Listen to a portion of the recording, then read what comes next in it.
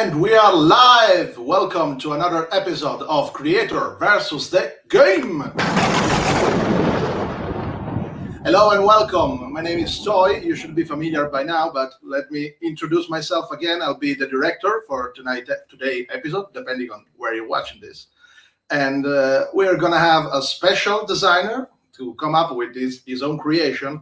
And our two main hosts will try to challenge him and defeat him, probably, but that rarely happens.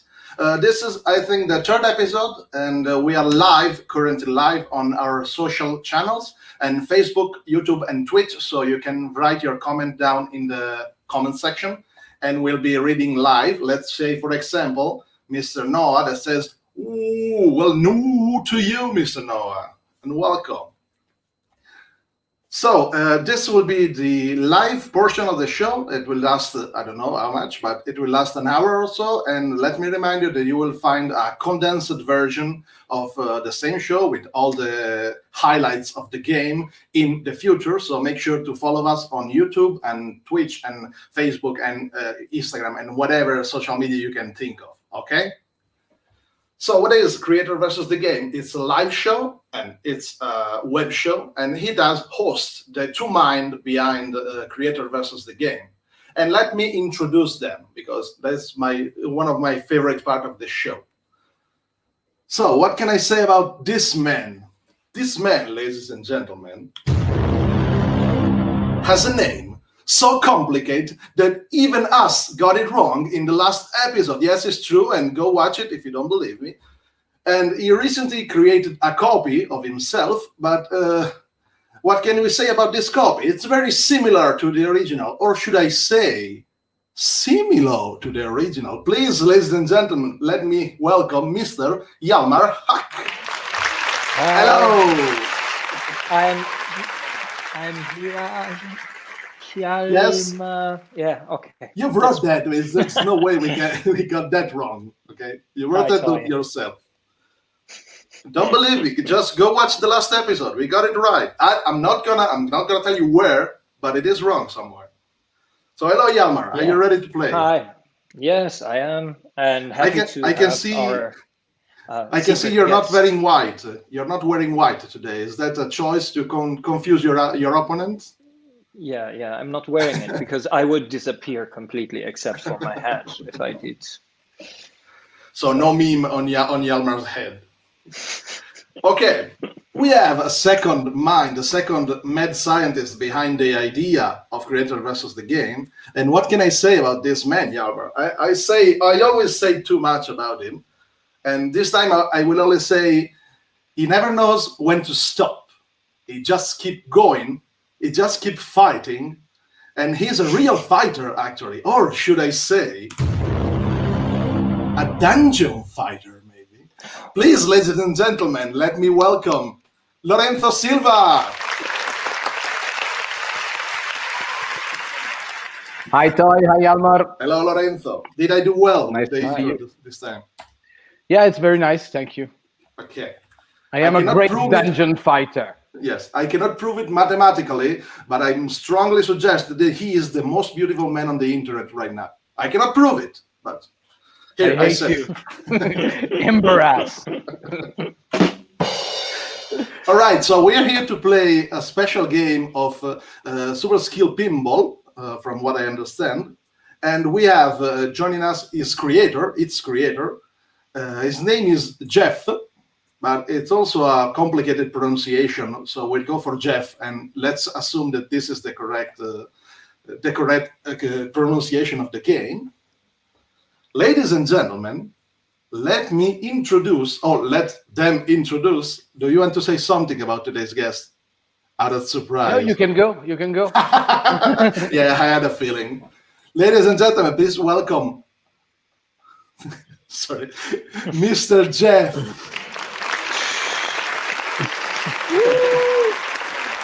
Hi, Geoff. Hello, Hey, everybody. Thanks so much for having me. It's our pleasure. How are I you? gotta say, Lorenzo, I did not know that you were the Dungeon Fighter guy. I just looked up. I'm a huge fan of Dungeon Fighter. So thank you for that. Thank you. It's just yet another game I am terrible at. Yes, Everybody pretty much everyone is is terrible at the dungeon fighter. Nobody can really finish a game. That's right. That's bad publicity. You should say, no, it's easy. It's easy. No, easy. it's super hard. It's not bad publicity. So let me remind our audience that we are live right now, and they can write the comment, and we will be reading them live. So if you have any question for Hjalmar, Lorenzo, and for Geoff, of course, just write it down in the comment, and we will be reading out loud. And Andrea says, "Hi guys." So hi Andrea. Hi, Andrea. So feel free just to drop question, etc. Andrea is the guy that makes all the videos for Horrible Guild and all the videos of our Kickstarter. He's a great video maker. So yeah, and he's actually also a reviewer. Yeah. So I can say I've seen some of his work recently. I cannot say for what, but it was amazing. So keep your eyes peeled out there, because you're gonna see his work pretty soon, I guess. And let me just say this: I'm the director for today's episode. So if you see me looking there and there, I have many windows right now in front of me. So don't pay attention to me. I will be following, moving screen and following our guys while they play. So now I'm gonna leave you guys to the program actually. yeah, I want to hi Geoff, and where are you now? From where are you streaming? I'm in New Jersey. I'm streaming from my office here. Okay, great. What's the time? It is 11 o'clock in the morning. Okay, So good. not too bad. You're So starting your on day. freshness. You're starting your day of work, and we're going to end at the end of this episode. We will go back home, and so we are ready to play your new game that is not released yet.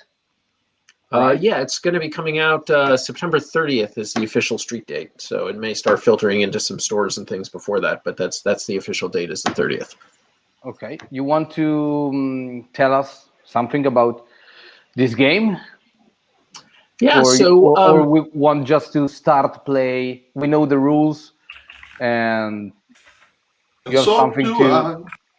Yeah, we can just jump right into it, whatever you'd like. Okay. But yeah, it's we're going to be playing the Carnival table. The actual game comes with 4 separate pinball tables: Carnival, Cyber Hack, Dragon Slayer, and Dance Fever. And 2 of them currently are available as a print and play up on the WizKids website, which you can do. We put that up there way back at the beginning of the COVID quarantine, so people would have something to mess around with. But people have really been enjoying it, so please feel free to go and grab those for free. And I'll show a little later what some of the other tables and what those look like. So yeah, this is the Carnival table. This is the print and play. The actual version is more colorful and is on dry erase boards. These are intended to to make it easy for people to print out. Yeah, sure. Okay, great. So I am super curious to see the other table, because we had a couple of games with this one, but we will talk about this later, because I would like to ask a little bit about how the rules will change from table to table. But sure, we will ask after we see how this one works, maybe. so the people at home can see and then see what change. Oh, and let's say that people at home can actually download the same board and play along with us if they manage to do it in time. Yeah, it's available on the Board Game Geek site, and it's available on the WizKids site as well. Yes, you'll find the link down in the comment. We just posted it, so feel free to download the. Which one is it again? The Carnival. Oh. Carnival. You just had to do that joke, right? It was right there. Low fruit. Yes, absolutely. So actually, we could wait for people who want to download it, and so maybe we ask you a little bit of background on the game, just a little bit of the story about it. Yeah, absolutely. So I was. I won't say that I was like looking to make a roll and write game, but I was thinking about roll and write games and what you could do with it. Actually, I had just recently played a game of one of my favorites, which is Take It Easy. If you're familiar with that game. And one of the great things about Take It Easy is that everybody's playing. It's a random sequence, but everyone plays the same random sequence. One person draws a tile, and everybody has to place the same tile on their board. And I have a pinball machine here at home, actually, that I was playing, and it all just kind of came together. I was like, what was that? An actual pinball machine. Yes, like yes. I've always been a big pinball fan. When I was growing up, we had a pinball machine. We had a Fireball pinball machine. And then when I got when I had my own house and had the family, we got the first one we had was a Cyclone machine, which is a roller coaster theme, and then I got a Star Trek: The Next Generation. Ooh, and we traded in the old one, so I've only ever had one pinball machine at a time. And then we recently got rid of the Star Trek machine, and we exchanged that for a Hobbit machine, one of the newer ones from Jersey Jack. So that's the one I have now. So I was playing pinball. And it was, it just all sort of crystallized in my head. Although I went through a lot of design iterations, and we could talk about that later. But that was kind of where the game idea came from. Was like, hey, you could just move your ball around. And originally I was thinking that the paths would actually have numbers on them that you move the ball around. But everyone would just, the basic concept, which you'll see in a minute, which is you just roll 2 dice and everybody picks the one that they want to use, was there from the very beginning. And that was really kind of, from my love of Take It Easy and this idea of, random numbers, but everybody uses the same random numbers. Yeah. Okay. Great. So we can start with the first round, I think. So you can explain a little bit of how the games work. We have a dice roller that Toy found. Here it is. Okay, nice 2 and 4. Round of applause. Okay. Game is going to be a really, really long demo if we have all that applause after each dice roll. It's a long applause. I need to shut them up. I agree. So if you switch over to my screen, I guess I can show you with the 2 and the 4. So I've made a little ball here. I'm just using Adobe Illustrator. So here's the ball. So the ball, you put it on start, and we're going to start by hitting one of these targets, the Ferris wheel target. So if you take the 2 in a little bit. Or the 4, I guess I could, sure.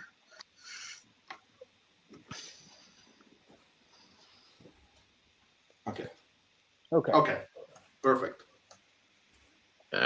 See, so here's the let me get everything in here. So here's the ball. So you can either mark off the 2, which is these targets over here, or the 4. I'm going to do the 4. So I'm just going to, normally if you had a pen, I would mark it off. I'm just going to do it with a marker here. So I mark off the Ferris wheels. And you put the ball close by just to kind of as a reminder of where it is. Okay. And that's your first turn. That's the whole thing. So everyone can either do the 2 or the 4, and then we can roll the dice again and go from there. Let me remind you guys, no copying from the creator of the game. So you make your own moves, okay? So this was the first roll. So we have that's it. 4. We're done. Okay. We're moving on. I will do the 2, so Lorenzo can only copy one of us and be a worse player. I will copy the creator, Hjalmar. Oh. Sure. Pardon me, but I think that You should be more independent. How is this already derailing? It's just the first move, guys. Okay, so let's roll again. Oh, hold on. Let me show them the move. Are you done, guys? No, I'm. Of course you're not. How can it take so long to choose between 2 and 4? Yeah, and honestly, it has absolutely no. It's exactly the same from a strategy standpoint. At this stage, there's no difference in the decision. So you're not committing yourself to one thing or the other. Okay. So let's see what Hjalmar did. Okay. Oh, he went on the left. No, you cross off. So you cross off both boxes when you do it. both So do the whole thing. Sorry. Yeah. So anytime the two numbers are touching each other, when you get one of them, you cross off the entire. It's like a domino. You cross off the whole thing. But like down on the bumpers, which we're going to get to in a second, where they're separated, those you cross off separately. Okay. Lorenzo, you're ready to show your master. Ready. Okay. Yeah, can you zoom in a little bit? Wow, Yes. you all have graphical marvels here. I mean, am I the only one who is like? We spare no expenses. It's all good. It's all good. Okay. Okay. Okay, we're gonna want to Okay, second round. through these turns here. So Hold on.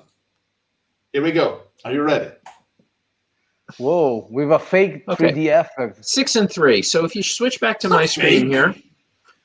Yes. So with a 6 and a 3, so one of there's a couple of core rules in Super Skill Pinball. One of them is that the board itself, each table is divided up into zones, separated by these lines here. So this table happens to be 4 zones, and each round, each turn, you must move the ball down to the next zone for the most part, because gravity. And when it gets to the bottom, it's on the flipper. That's going to let you shoot it back up to the next thing. And you can always skip a zone and go lower if you want. But in this case, everyone is just going to move down into these bumper zones. So the roll again was what was it again? A 4 and a 6? 6-3. 6-3. So you can either mark off a 6 or mark off a 3. So I'll mark off the 6. So you mark it off, you cross it off, and you move the ball down to where you marked off. Now, the bumpers over here in the middle, it says where here, if you mark something off, you get a star. Stars are points. So I've got a little score marker up in the corner here. Now, normally we would just cross off all the stars and erase them. I'm just going to use this little box here, this little square, and I'm just going to gradually just slide it across to indicate the score, scores for this purpose. So I have 1 point. So I am winning. Me too. So now everybody can go and make their move. I also have 1 point. Hold on, we have a comment from YouTube from Visteron that says Demon Tilt cross Super Skill Pinball crossover when? Yeah, is Demon's Tilt? That's the that's a game on Steam, right? I think I have that one. I think that's a crazy computer pinball game if I know correctly. Okay, is everybody ready? Next turn? Yeah. Keep things moving. So Okay. is Let this me show thing... them. Sorry, go. Okay, Lorenzo got the lowest, and Hjalmar got the same one as Lorenzo. Okay, that's fine. Okay. That's fine. Let's move Shall we to go the again? targets. Yes, let's go. Okay, 6-2. So now, as I said in last time, you have to move down to the lower zone each time. However, there's only one exception to that, and that's the bumpers where we happen to be. So if you want to in the bumpers, so you could just go normally and you can move down here into these targets. So with a 6 or a 2, you can move on to, for example, this 5-6 target over here, or you can move to this 1-2 over here, whatever. Or if you want to, you can stay in here. Normally, you can only move clockwise around the bumpers. So if you wanted to, you could stay in the bumpers and move and hit this 2.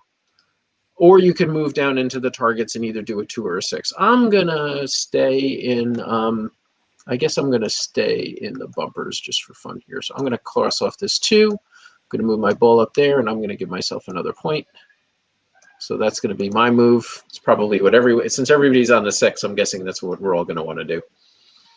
Toy, what was the number? Yes. Sorry, 6 and 6 and 2, 6 I and think. 2. and 2. Okay, so I can move here. Yeah. Yeah, you probably can. Okay, 1 point for me. I have 2 points. Good job. Okay, new roll. Okay, let's go. That didn't feel genuine enough. Thank you, thank you. Okay, let's see. It's actually, Let's go. I wanted to say, it's actually a fast-moving game. I mean, and we are taking long time between one throw and the other, but it's actually a really fast-moving game. Yeah, that's the problem when you play online like this. Every game is always a little bit longer, but when we played, it was super fast and smooth. And fast. A lot of turns, a lot of rolls of the die. Yeah. But very fast rolls, one after the other. Yeah, after the other. just role play. Yeah, this is really good for solitaire play, also for solo play. Yeah. Just because you can just rolling the dice with one hand and marking stuff off with the other hand. It's pretty quick. Okay, so we ready for the next roll? Let's do it. Next roll. Let's go. Oh, a 6 okay, and a 1. 6 and a 1. So normally we can only stay in the bumpers if we got a 3 or a 4. which we can't do. So we're all going to have to drop down to the next target. So let's decide what we're going to do. We have a 6 and a 1. So I'm going to do this one over here. Guys, pick your move. Yeah. So there's, and that's also worth a point when you cross off one of those targets. If you see the star down here on my screen, so you can see that's how you know you get a point. Yes. Now, if you get all 3 yellow targets, or if you get all 4 red targets, you're going to get a special bonus. The bonuses are all listed here. It's a little bit different on the actual production board. So when we get close to marking all those off, I'll come back and explain what those bonuses are. But there's a bunch of one-time bonuses, like multi-ball is always a fun one. We have one that doubles the value for the bumpers, and there's all kinds of different bonuses you can get. So, and if you mark all those off, you get a bonus, and all the marks come off, and it clears out, and then you can start knocking down those targets again. Okay, so if everyone's set, everyone should have 3 points, and let's roll the dice and move on. Let's see. Hold on. Let's see what Lorenzo did. You went for the target. I see. Went for the 6. Okay. Yeah, for the 6. Let's see, Hjalmar. I went for the 6 on the red targets. Okay, here we go. Oh yeah, right. Are you ready for the next roll? Yes. 5, Okay, 6. so now we have to move down onto the flipper zone. So I'm going to do down here, zoom in a little bit. I don't need this anymore. So down here, we've got, so with a 5 or a 6, you can do these outer lanes. If you take this 5 target, it puts you on the yellow flipper. And you could do a 6, if you could do this 5 here, or this 6 here with a 5 or a 6, or you could do the 6 here. But if you take this 6 one on these out lanes, a 1 or a 6, you're going to lose the ball. So you almost certainly don't want to do that. So I'm going to do this 5 here, and that actually slides the ball all the way down onto the yellow flipper. Now, one thing about the flippers, is that off here? So you'll see there's a yellow flipper and the red flipper. So if your ball's on the yellow flipper like I did here, for my next shot, I can only hit a yellow target. So that's these yellow targets here. I can hit the bumpers, which are both red and yellow, or I can shoot the ball all the way up through here and go back up to the top, to the Ferris wheels. If I'm on the red flipper, then I can hit also the bumpers. I can hit these feet of strength targets, or I can hit these targets. These targets have to be hit in order, 1, 2, 3, 4, 5, 6. And they're worth, you can see if you can get to that 6 by the end of the game, that's going to be worth 20 points at the end of the game. People can see that. Zoom in a little bit. Okay, so that can be, that's worth a lot. In order, you mean that if I hit 1, then the ball goes down? Well, once you hit the 1, yeah, once you hit the 1, it's going to fall down. You can't, you can only hit these off of the red flipper. Okay. But you have to hit the 1 first, and then the 2, then the 3, then the 4, and so on. Can I just ask one question right now? What kind of approach did you take designing this? Like literally designing, but putting elements here and there?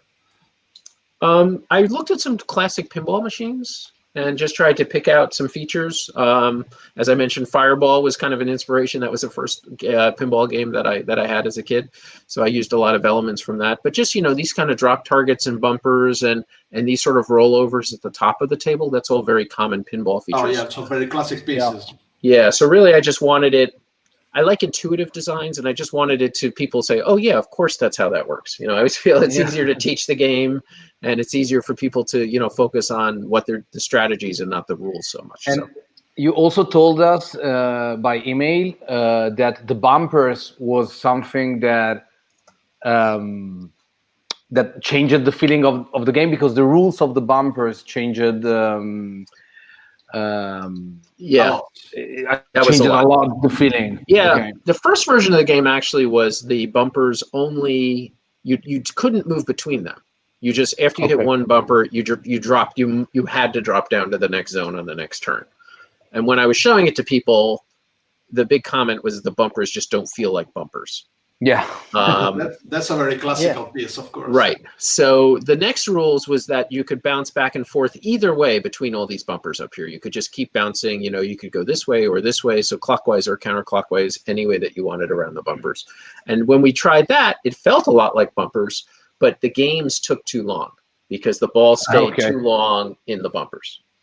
So I came up with the idea that now the ball can only move clockwise around the bumpers unless you get a special bonus, which activates that you can go both ways around the bumper. So that's just a special thing that you can get. So that was where we ended up with, and that was not too short, but not too long. That kind of worked out pretty well in between. So that went through a lot of changes.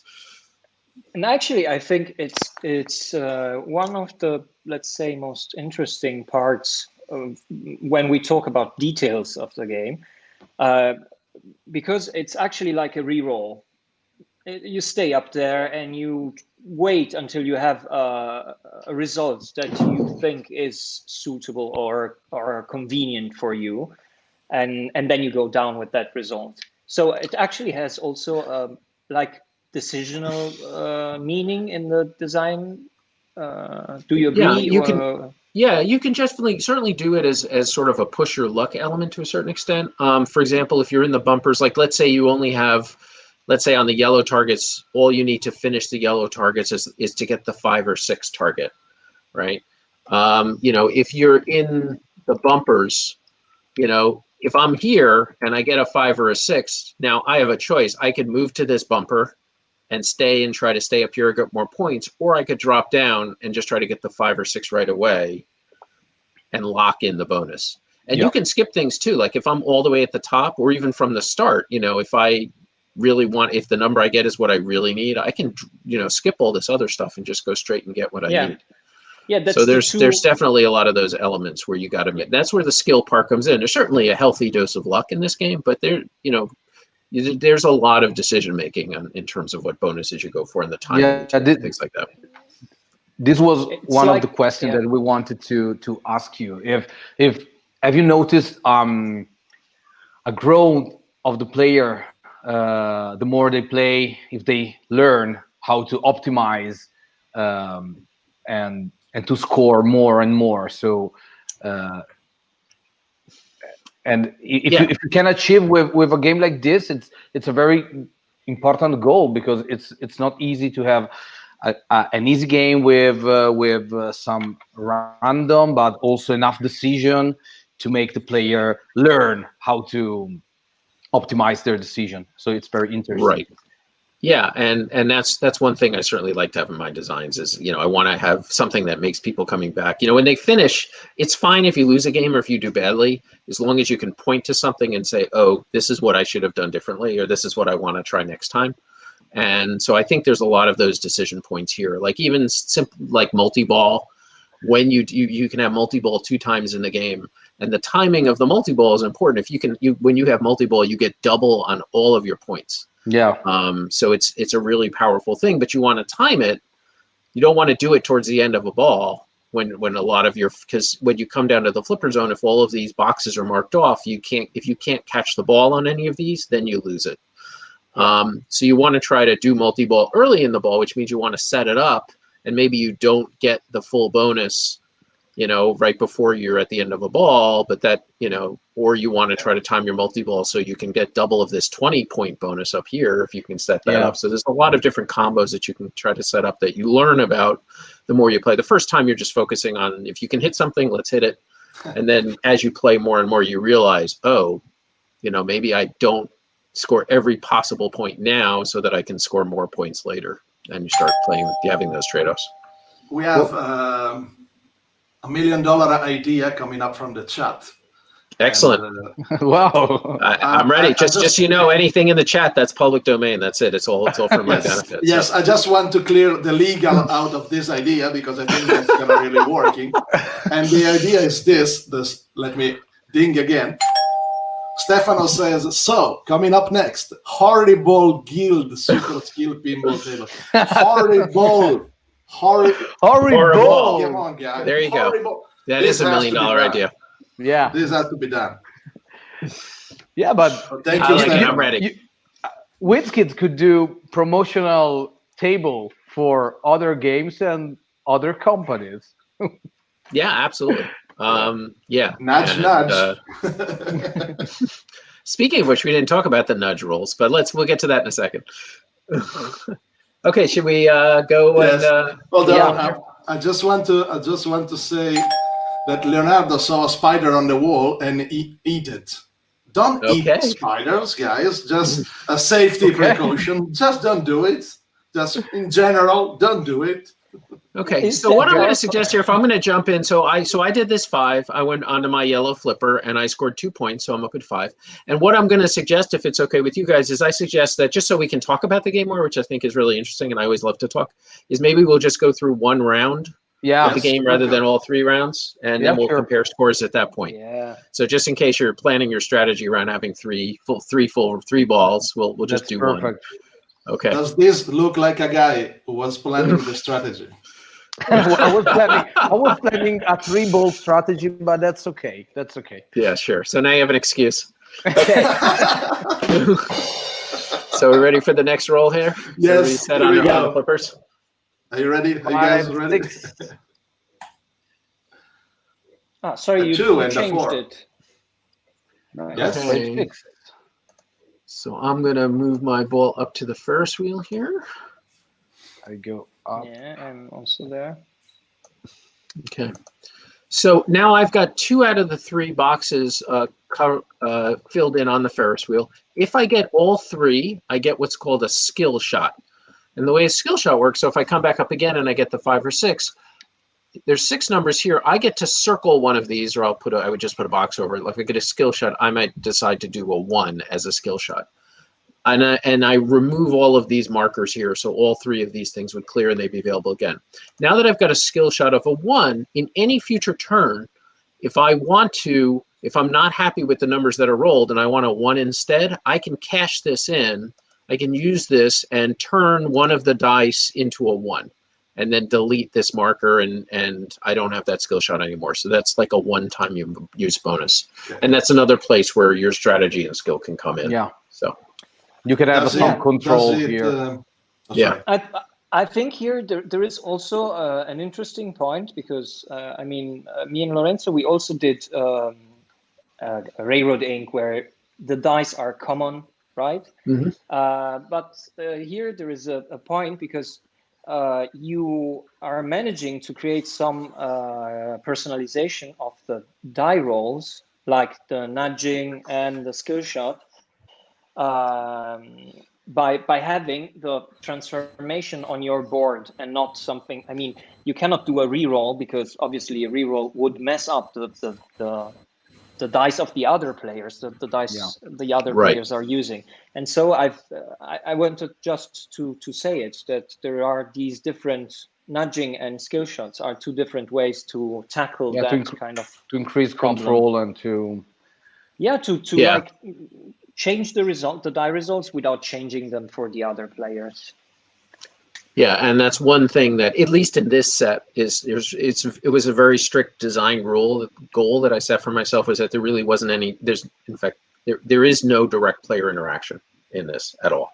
Yeah. What you do doesn't affect it. I mean, there can be some, because if you see that you're ahead of somebody, maybe you play it safer. In the same way that in golf, maybe you take a different shot if you know that you're ahead by 3 strokes or something than you would if you were tied with somebody or behind. But other than that, there's strictly no player interaction. I've been experimenting with some expansion tables. If WizKids decides to go ahead with an expansion on this, that adds some more interaction between players. But it's that's right now with these first 4. It's just, which is why it makes such a great solo game, because you can just go and do your own thing. Okay. Okay. Online Next game. roll. Okay. Roy. Yes. Let's roll. Here we go. Are you guys ready? Yes. Let's roll them. A 6 and a 4. Okay. So I'm going to do the 4. Here.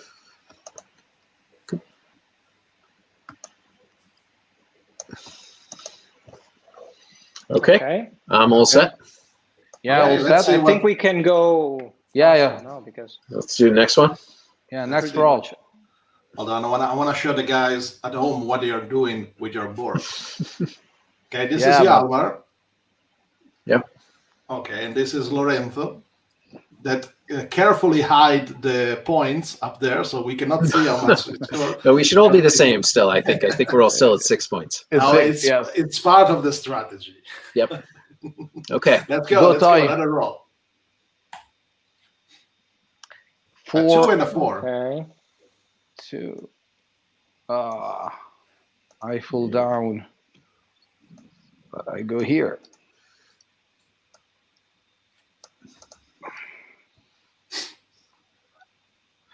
Okay. Okay. Yes. Okay. Ready for the next one? Yep. Yes. We're going fast, guys. Yeah, Six, it's 6, 2. fun. Oh, I go Okay. here. And while they're Take. While they're marking the boards, let me remind our guests that we are live on Facebook, YouTube, and Twitch. And if you have any question for our guests or for our hosts, Hjalmar, Lorenzo, and Geoff, just write it down in the comment. We will be reading them live. Or if you have any other $1 million ideas on expansion. And I'll answer any questions. If you need help with your homework, I'm here for you. Just let me know. Well, you said it. Geoff, I have a question. When I go in the side slides, I don't know how to call it. I can go on any flipper, right? On the red. No. You just go. If you go on the 2, you must go on the red flipper. Okay. It rolls onto the red flipper. Okay. Okay. Great. Yep. You can go. Let's roll the dice. A 2 and a 1, guys. Okay. Perfect. Yeah. So I have the skill shot. You have the skill shot. Wow. Nice. I must say that the force, the strength pattern, the strength track is not so appealing now that we only have one ball. So, Okay. I will try it. You try it? I don't know. If you're a real gamer, you would go for it. There you go. I like this sounds like stab. deception. This sounds like you want to control me and make me take bad choices. Jesus. Remember that we have only one ball, Hjalmar. Yeah, that's what it is. Okay. Dan? Next roll. Okay. Let's see. A 5 and a 2. Sorry. In the meantime, I have a general question for Geoff to distract him. I would like to. That's always. It's my basic strategy. Of course. Is game design your day job, or you do something else? What do you do in your life to? No, I have survive? I have a company that does. We do product development for people and manufacturing. So people mainly in electronics, and kind of electronic products. Okay. So people come to us with their ideas, and we help design it for them and manufacture for them, and then they sell it, or we work with companies that just are too busy on their engineering. So I have a team of. I'm an electrical engineer, and physics is my background. So I have a team of engineers, and we do product development, software, and stuff like that. So it's fun. So the games is just for fun. Okay. Yeah. You're not a full-time game designer. That is correct. But you published many games since now. Yeah, this is like my 11th or 12th, something like that. I've kind of lost track at this point. Great. What were the dice rolls again? I lost. See, you distracted me. You succeeded in distracting me. 1, 2. A 5. Oh, 5 and 2. Okay, so I'm going to go and take multi-ball. So I'm going to do this. I'm going to start my multi-ball. So let me talk about a couple of different things here. Just 2 last little rules things. So first, I finished a set here. So first thing that happens is I get a star, and all these are going to come off because it clears, and I get to pick one of my bonuses. So let's talk about the bonuses real quick for the people watching at home that aren't familiar with the game.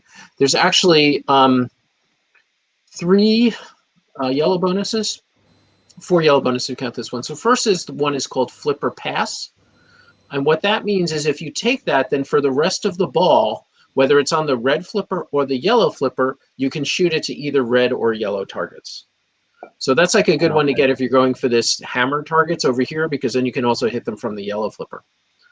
Then the next one is just fill 2 hammer spaces. So you just get to knock down the next 2 targets on the hammer, whichever one they are, and score those points. And the last one is multi-ball, which I'll talk about in a second. And then this one, it's either in double lines. So the double lines, once you fill them, they're filled in for the entire game. The single lines get erased when you complete a whole set. And the dashed lines, which are mainly the ones in the flippers on this table, get erased when you lose all your balls. So if in multi-ball, if you lose both balls or one ball, whatever, that's called the end of a round.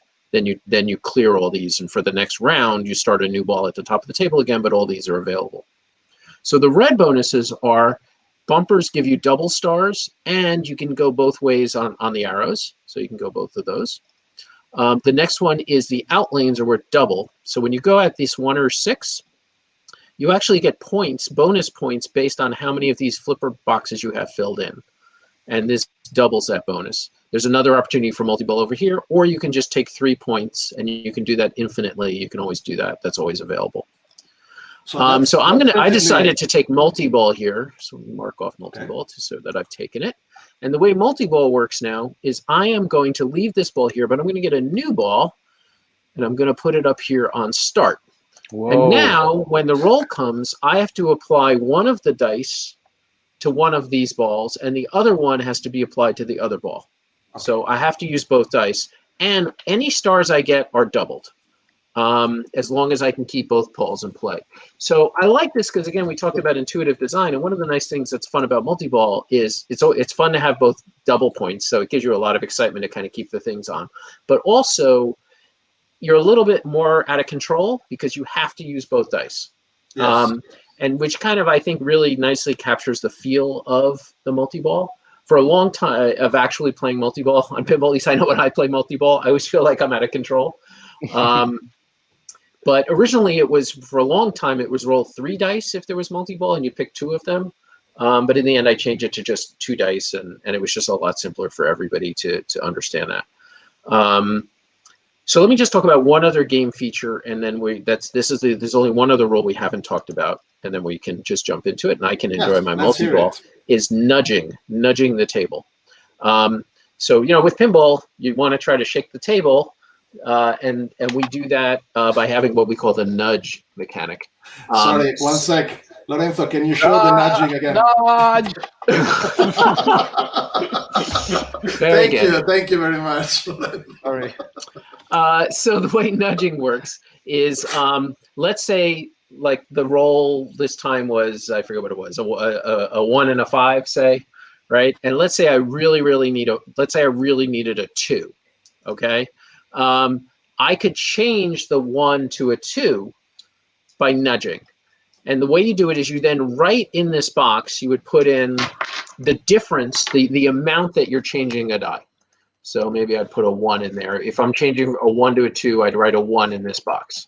If I'm changing a 1 to a 3, then my nudge would be a 2, because that's the difference between how much I'm changing it. Yeah, clear. Then I also would mark off one of these boxes, because you're only allowed to nudge 3 times in the entire game. Again, that's because you see how they're in double lines. That shows that they're not erased ever. Then on the next roll, you look at the difference between the 2 dice. So if the difference between the 2 dice are less than your nudge value, you have tilted. The machine shuts down, you lose everything, it's the end of your round, you're just done. So that's, again, another kind of push your luck and a way of manipulating the dice for you. And again, when you change the dice by nudging, you're changing them just for you. Cool. You're not changing them for any of the other players. So if you just nudge 1, if you just nudge a 1 to a 2, only on doubles would you tilt. On a 2, if the difference between the dice was 0 doubles or it was just like a 3-4, then you tilt. So that's nudging. So that's always an option open to you. If you really need to hit a target or you want to keep a ball in play or something like that, you can use your nudges. Or you can use Stefano strategy, which is my common strat on the physical pinball while in multi-ball is smashing the flippers like there's no tomorrow. So yes, you can do that too, of course. That is a great strategy. Absolutely. And also we have a scared audience, because Andrea says, Lorenzo Silva stacks game boxes horizontally? My God. Sorry, Andrea. Is it a bad thing? My God. No. Look it's a good thing. That. There you go. That's better. Okay, like this.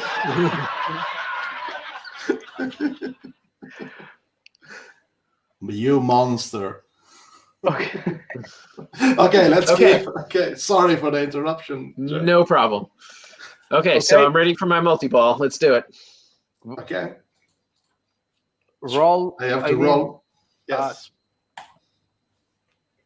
roll 1 or 2, please. No. You're killing me. Yeah. Killing me, man. Don't look at Okay. me.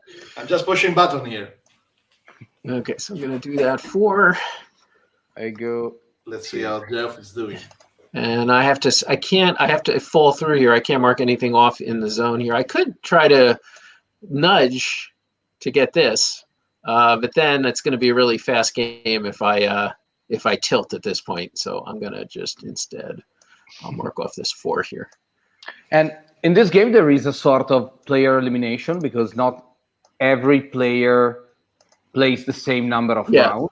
As soon as you And- lose your ball, you start your next round right away. So it's possible that somebody may finish. And it's likely that somebody will finish before other people.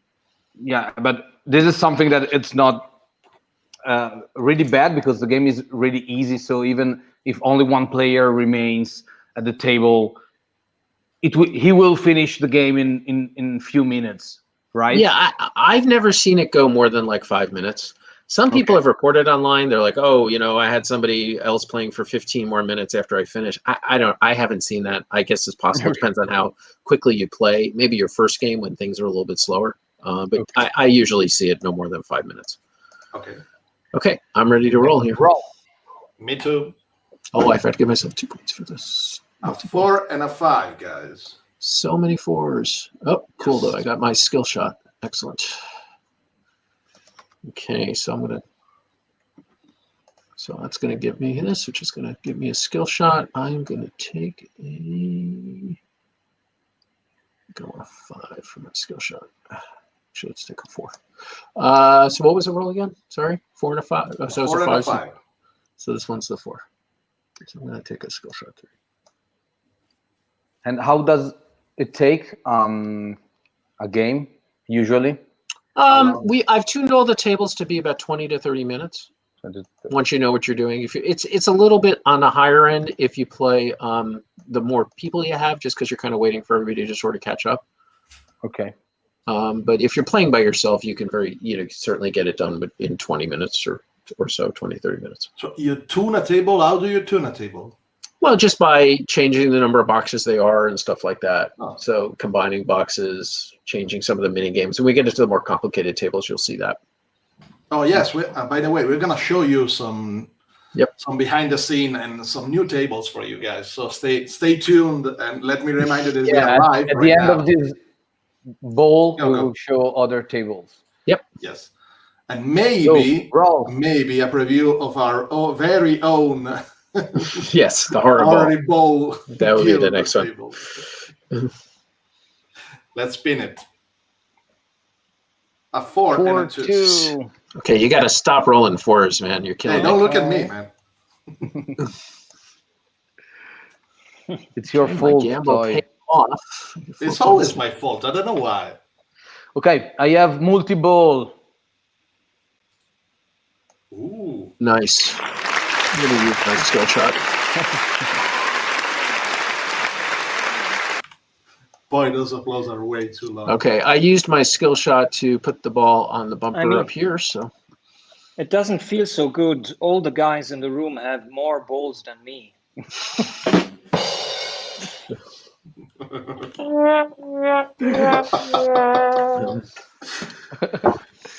It's like 30 minutes that you're thinking about this joke. Yes. No. I was waiting for the first ball joke. I must say I'm impressed in 51 minutes. 51 Yeah. minutes, the first ball I'm joke. Well, That's very mature, I guys. have not said yet bumper. I hardly know her, so I didn't. I'll leave We that. made it up to the 51 minutes mark. Okay, that's good. Okay, Okay, are you ready? Next I'm roll. ready. Double trees. good thing I didn't try to nudge that time. Oh, Okay, so I'm going to use the down 3 to send it back up to the bumpers. Okay. okay. I will Geoff, go. I have a question for you to try and distract Yeah. you from your strategy. And it Go is ahead. from one of our colleagues that is a huge fan of your work. And he asked, your game Trade on Tigris, sorry about the pronunciation, seems Yes. a tribute to the commerce system of advanced civilization. Are you fond of Francis Trisham game? Yes, I am. 1, 2, 3, 4. I am a huge fan of Civilization and Tresham's. I mean, the fact that one designer did both Civilization and the 18XX series is just blows my mind. So yeah, I'm a huge fan of the stuff, and the advanced civilization trading system was 100% where we started with Trade on the Tigris. That's with that idea of collecting sets and having the disasters and things on the bottom part of the cards and things like that. That's where we started on that. In fact, one of the big things I was always kind of sad about is I was actually arranging when the new version of Civilization just came out that was released by Gibson, I think like a year ago or 2 years ago. I had arranged with the publisher that he was supposed to come on to my podcast and I was going to get a chance to interview him. And I was really very excited about that. Unfortunately, right before we were supposed to do it, he got ill and couldn't do it. And then a couple of months later passed away, sadly. So I was really sorry that I did not have a chance to talk to him because he's a giant in the industry. Yes. Well, it left a huge legacy, of course. Absolutely. So at least we still have that. Yeah. In my game design class, I always take one of our 3-hour lectures or whatever, and we play Civilization. I force the entire class to play Mega Civilization. You teach game design? Yeah, I teach at NYU, New York University. Cool. I teach game design. Cool. Yeah, it's good to have the whole class as play testers when I can bring in my new designs and I can force them to play test. Fantastic. Then I can steal their ideas and put it in my design. So it really works out. It's really all over. Okay, let's roll. Okay, let's roll the dice. 1 and a 5. Actually, I also got multi-ball because Ooh. No. I grew both. Did you, Hjalmar? Yeah. Okay. So it's a 5 and a 1. Is it a 5 and a 1? 1 and a 5. Okay, so my multi-ball, I got the skill shot. Every point is doubled with multi-ball. Every time you would get a star, it's doubled. Yep. So like if you did like the outlanes, which are 2 stars, they'd be double. Everything's doubled. So for example, if you switch to my board there for a second. Yes. So like right now, I've got all 3 things marked off on my yellow flipper. So I guess means I'm not going back up here anymore unless I get flipper pass. But so if I go out on this 6, I get 2 stars per box marked off, right? So right now I'd get 6 stars because I have 3 boxes marked off here, but I'd lose the ball. But if I can do it during multi-ball, I would get 12 stars. And there's a bonus over here which says outlanes are doubled, which I'm trying to get right now. That's part of my strategy. We'll see if it works. But if I can mark off all these, then I can get outlanes doubled again. So then if I can go out this outlane in multi-ball with a double, that would be worth 24 stars if I can do it. Wow. Jeez. So we'll see. That's what I'm trying to do. Now. So that's what I'm talking in terms of the combos. But if I was thinking clearly, I probably would have taken a 6 as my skill shot, which I didn't do. So I have a question that is really possible to score more than 400 points? It is not. I don't think. Well, actually, let me rephrase that. There is no top score on this. There is no theoretical maximum to the score that you can get on this table because you could stay in these bumpers forever. If you keep going around, because if you mark all 12 off, you erase them all. So you theoretically could go in a circle around here forever. So there is no mathematical, theoretical high score. The highest score I've seen on this table is usually around 200 is the best I've ever seen people do. It will be just one more. But, we had extra space on the table, so we'd like to make people feel bad. So we put the 300 and the 400 on there. Okay, let's go. Let's roll. A 5 and a 4. Okay, 5 is good. I'll take the 4 up here then. And I'll take the 5 down here. 4 double points.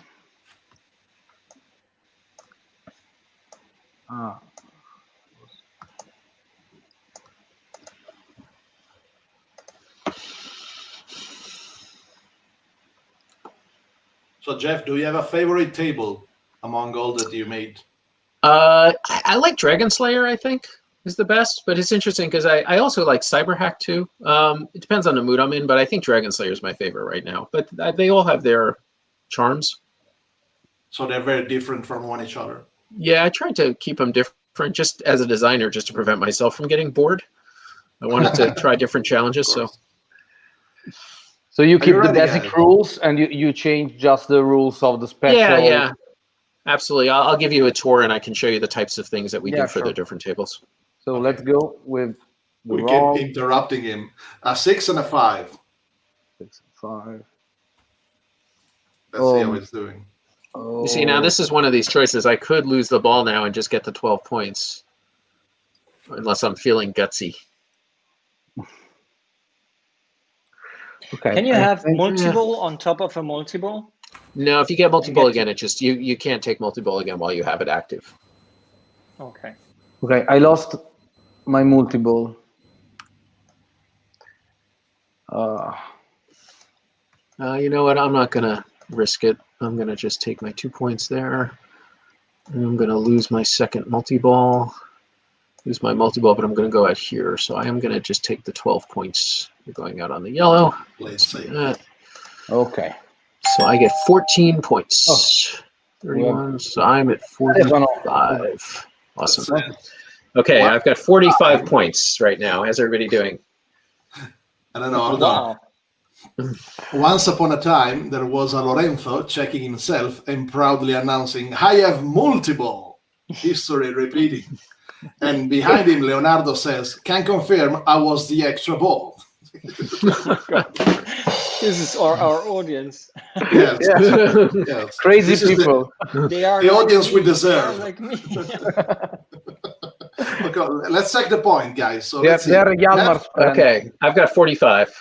Okay, let's see. Hjalmar, like we'll keep Lorenzo for Yeah, Because- 20. 20.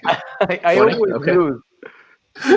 I You're got at 20. multi-ball just a few minutes ago. I mean, it's obviously Yeah, not that's fine. fair. So you're doing good.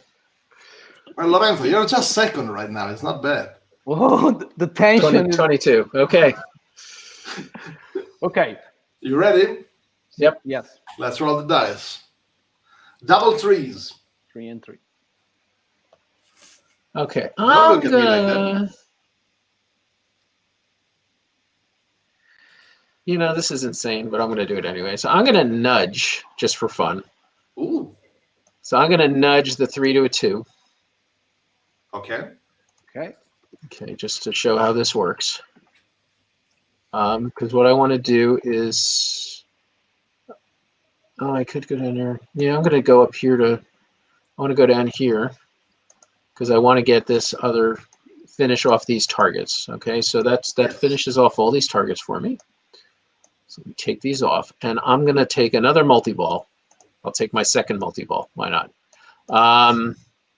So let me move the ball up here. That's bad. It's going to be super stressful for me. It's not going to last very long. I've only got 3 open flipper boxes, but maybe I can get this outline here. So we'll see how that goes. So I'm going to be running double multi-ball, so I get 1 more point for doing that. And I have now nudged 1. Okay? Okay. And I mark off a nudge. So if you roll doubles, I'm just done. You will lose both the balls. Yes, with the a machine double. shuts down. You lose both your balls. Yep. Okay, Toy, you know what you have to do. Roll Come on, double. Toy. I'm counting on you. No, I will not be part of this. I'm super partes. Okay, I just roll dice here. And, 3 and a hey, 4. it works out. Okay. Hold on. I got the golf applause. Yeah. Now, unfortunately, what I really needed was you know what, we're going to go for it all. So normally, so the way this would work, if you switch back to mine, so if you successfully make a nudge, you erase this to show that you've successfully nudged. Okay. We do this. So I'm going to come down this time to this. So what was it? A 3 and a 4? A 3 and a That's the 4. 3, and that's the 4. So I'm going to do the Okay, 4 here. I have the feeling that my options are quickly Dwindling. Plummeting. but I can survive. I can survive for many other rolls. Okay. Let's do this. I need a 6. That's what I need. I need a 6 and a 4 or 5. That's what I'm looking for here. Okay. Let's see how Lorenzo is doing. No, I'm okay. I'm okay. I see a lot of stuff crossed.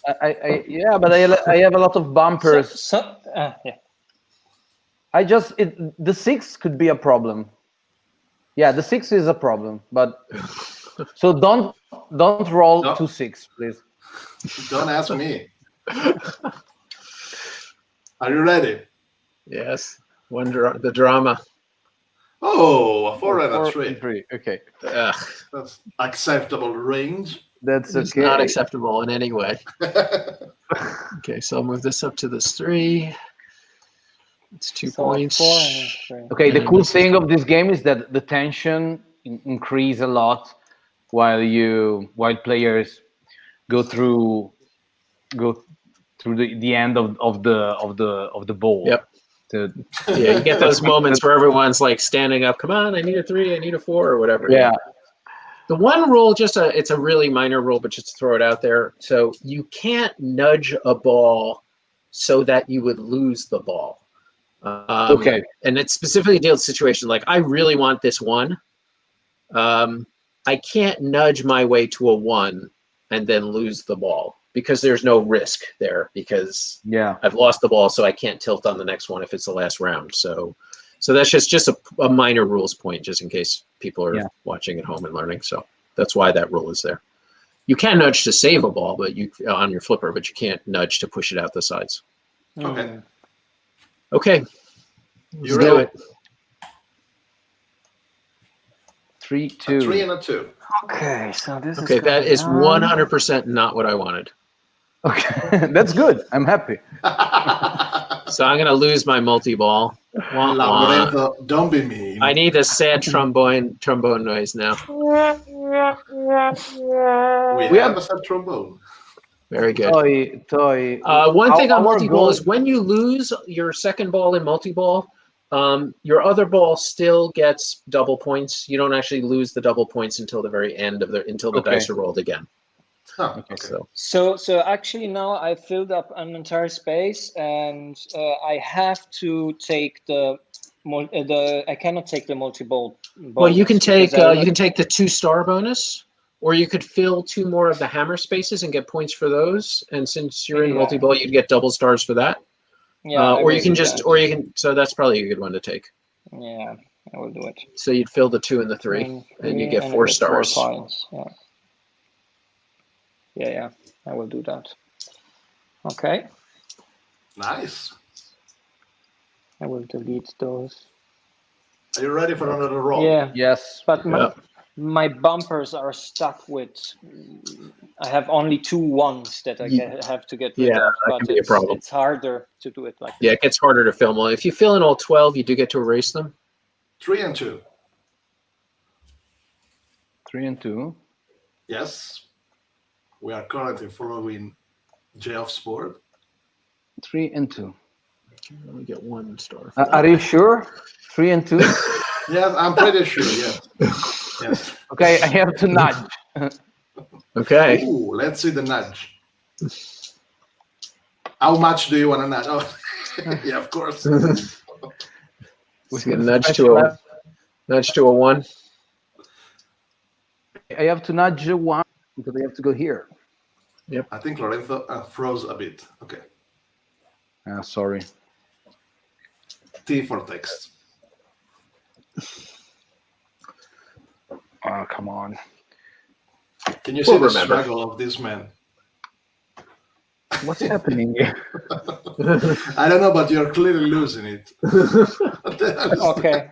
We'll remember. We'll remember that you nudged Who will once. remember 1? Yes. Easy. Yes. Do it like this with the finger. Okay. just I also.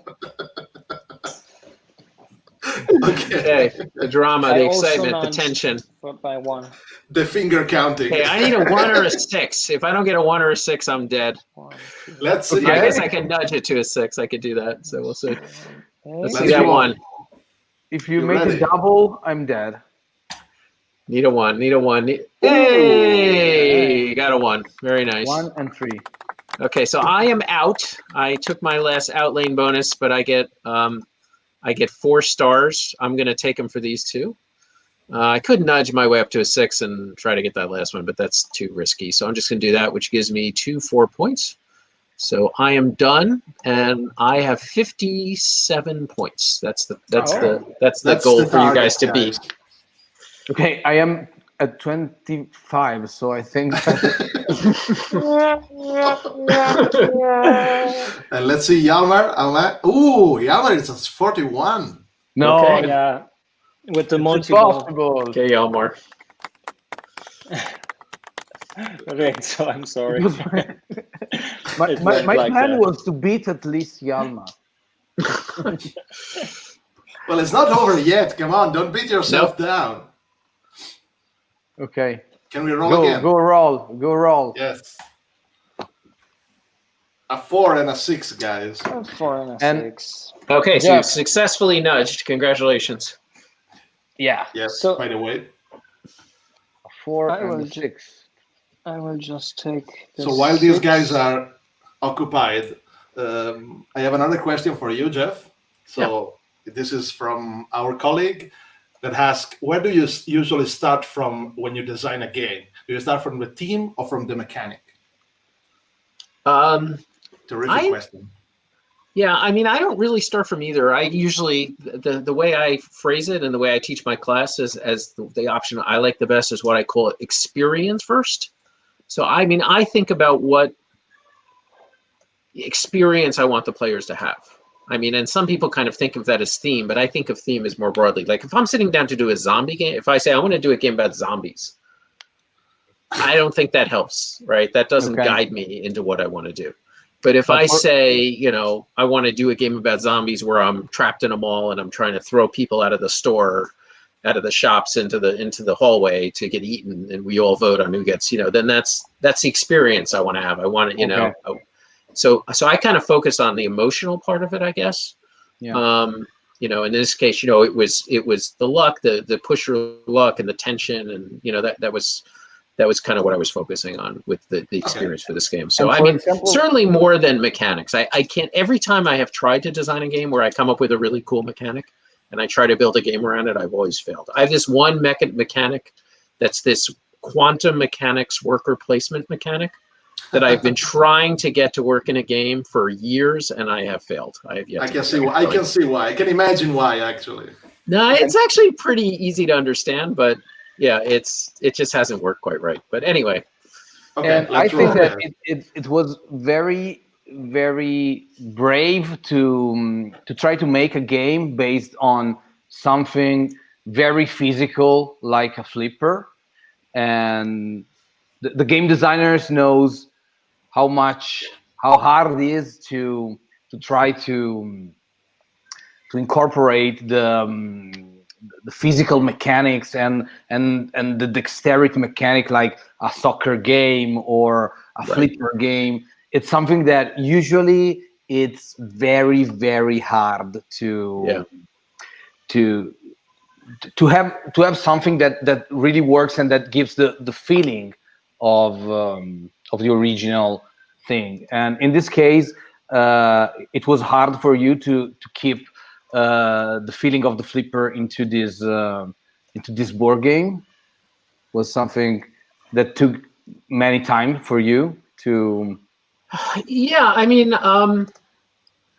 you know, it actually came together not too terribly. I mean, the big thing on this one was originally, and this is just a mental block, I guess, on my part. When I was thinking roll and write, I was thinking paper and pencil. Okay, and the very first designs I had were based on pencils, and I should see if I can try to find it. I'll look in a little bit, but the first ones I put together was there was multiple boxes. Each ball was a different shape, so you'd actually just mark off a box. It wasn't erasable, right? So there was like the first ball was circles, the second ball was squares, and the third ball was hexagons. And so as you there were like all of these different boxes of different shapes all over this chart, and you marked them off, and it worked functionally, but you know, it was just too crowded. It was too complicated for people to understand. And I sat with it for like a year trying to make it work until all of a sudden, just one day I was like, wait a second, can we just laminate the boards and erase them? And so I contacted some publishers and I was like, hey, would you publish a roll and write that had laminated boards with pens instead of just like a pad of paper? And they're like, oh yeah, sure. And once I did that, that like totally unlocked the design. And it's the dumbest thing in the world. And it took me a year to figure that out.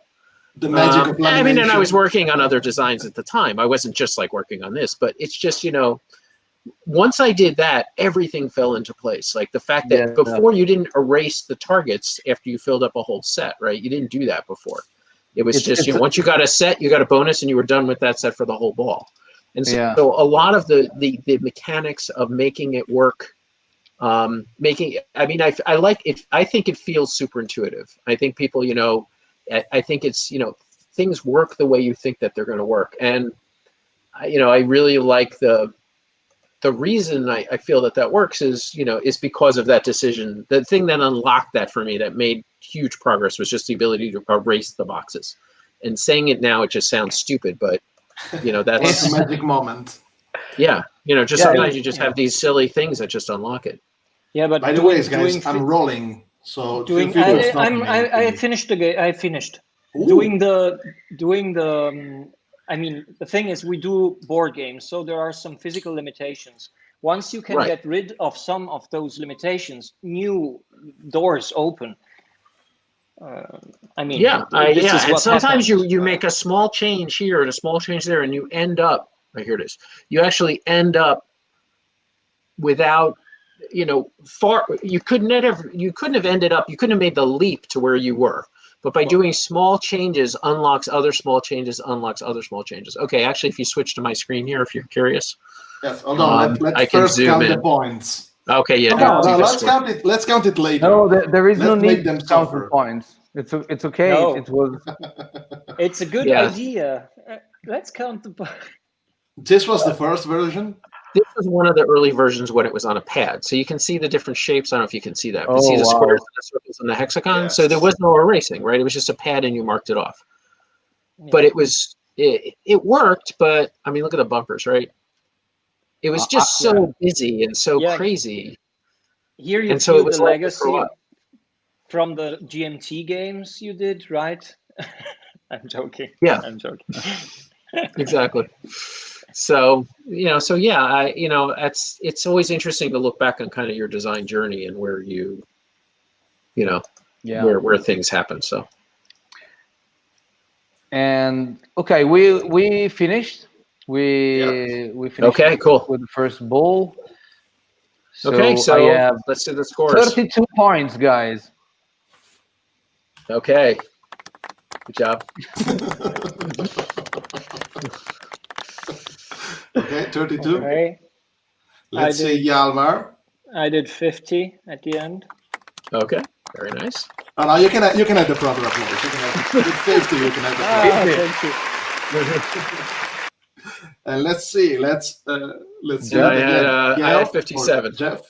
Ramadan. Congratulations. Okay. We have to do this every time we. Very nice. Very nice. Yeah, we have a few minutes. Okay, more. So you have a couple of minutes and take a quick look at the actual kind of production boards. Sure. Yes, I'd love to. Okay. So this is the Carney ball. This is one we just played. Now the way it comes is it comes with the dry erase boards, and each table is actually 2 boards. So there's this is sideways. I apologize, but this is the score, and the nudging is at the top. So you kind of lay it. So it actually looks like a pinball machine when you lay it on the table. So this is called the back glass board, and then this is the main board. So you can see it's much more colorful, and there was some better arrangements of some of the elements from the print and play. So we really encourage people to do this table first because it's the simplest. So next is CyberHack. So this is again the back glass. Let me talk about the table. So CyberHack looks kind of similar to the other table, but there's a couple of different features. So mostly on the top here. So first,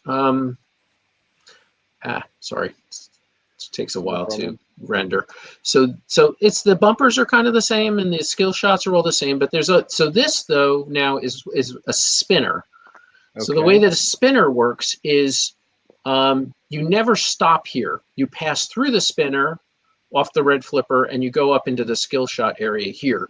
But you use the die that you select for the ball, you use for either the skill shot, or you fought through the skill shot and use the die for the bumpers.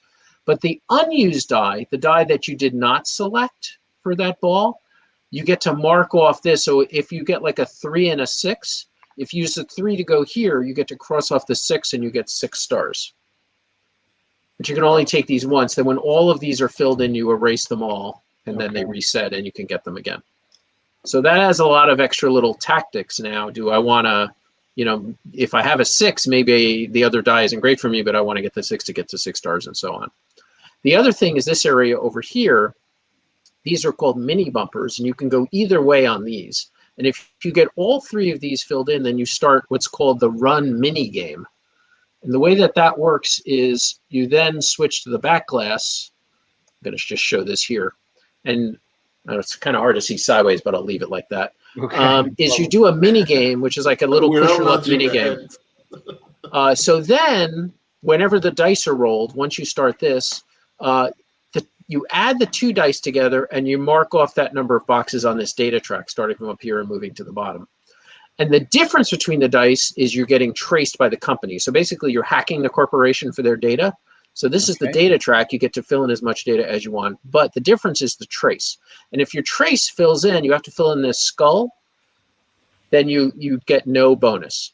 Or at the end of any round, if you want, you can just drop out of the hack, and then you get stars based on the row that you completed. That gives you a full row. Boy, so if you can make it all the way to the end, you can get 100 stars.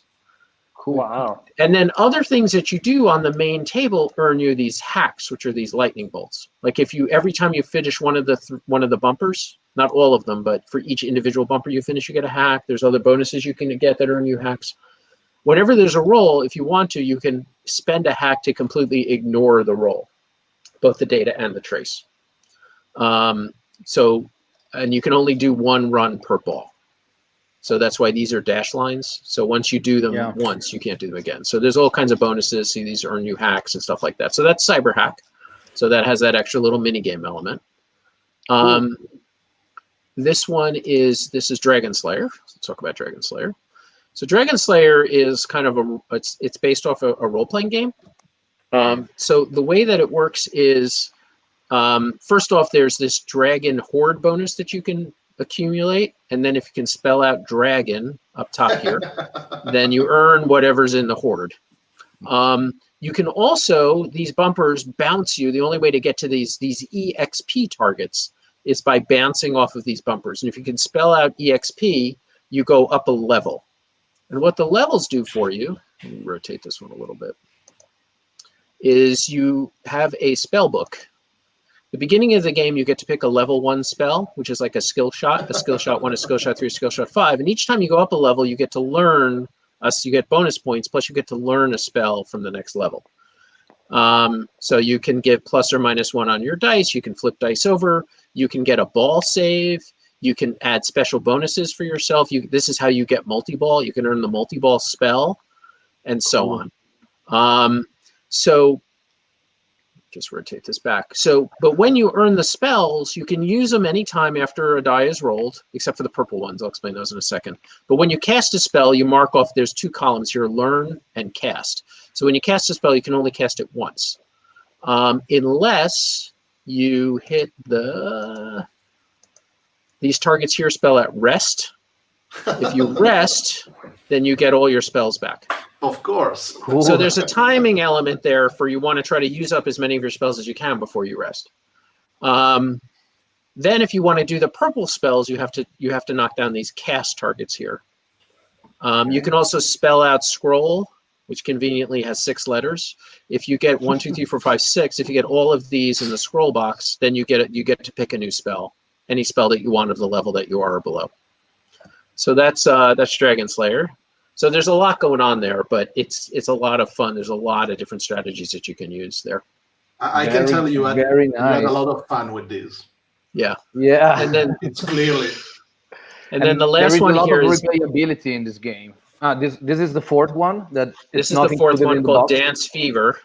Yeah, and all 4 of these tables come in the box. So it's $25, at least in the US, it's going to be $25 list price, and you get all 4 tables. So I think there's a lot of play value in here. So this one is a disco theme, and there's a few special things happening here. First, there's the boogie bonus.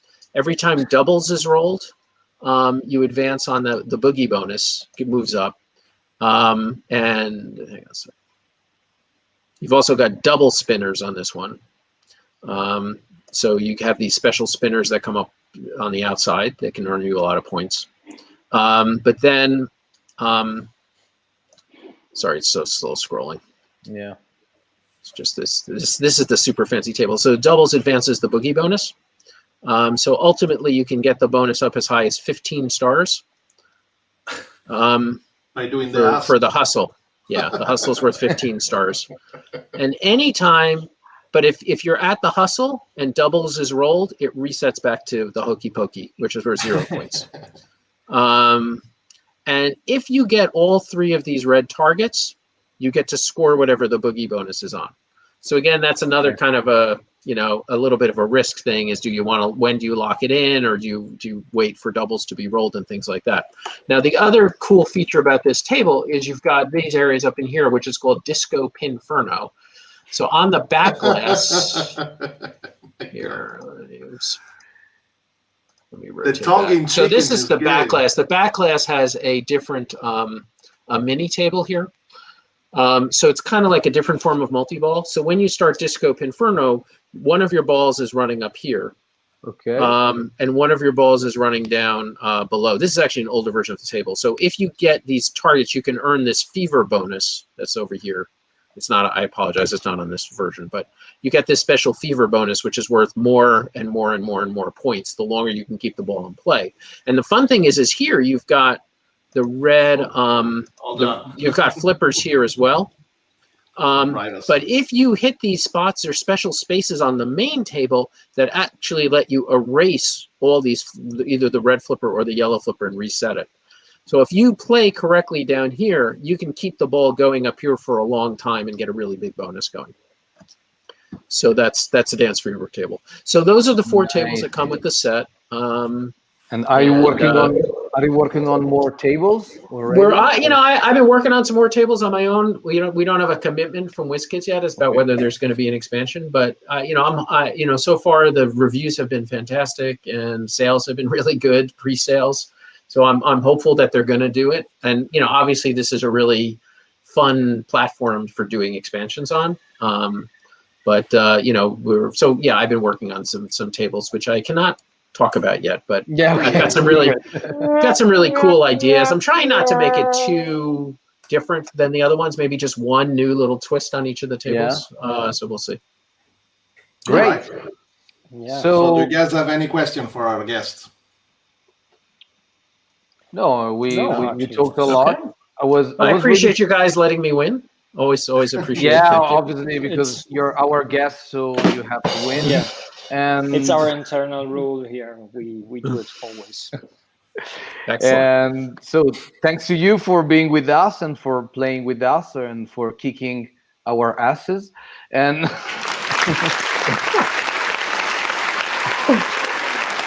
we're really looking forward to find this game in the shops.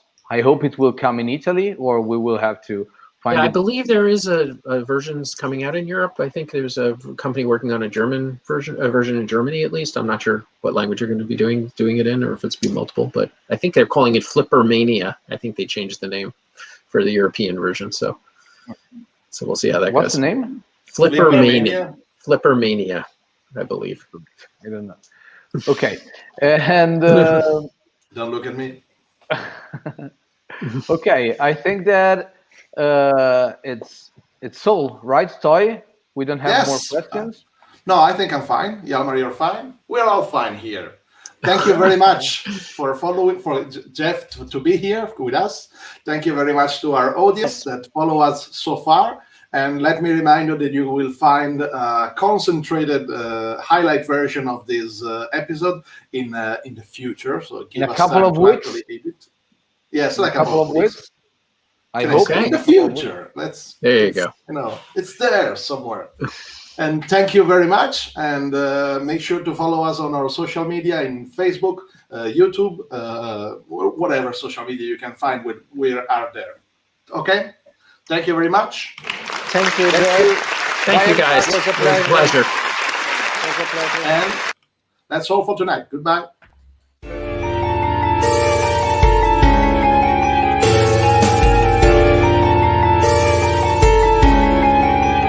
Ha ha ha ha!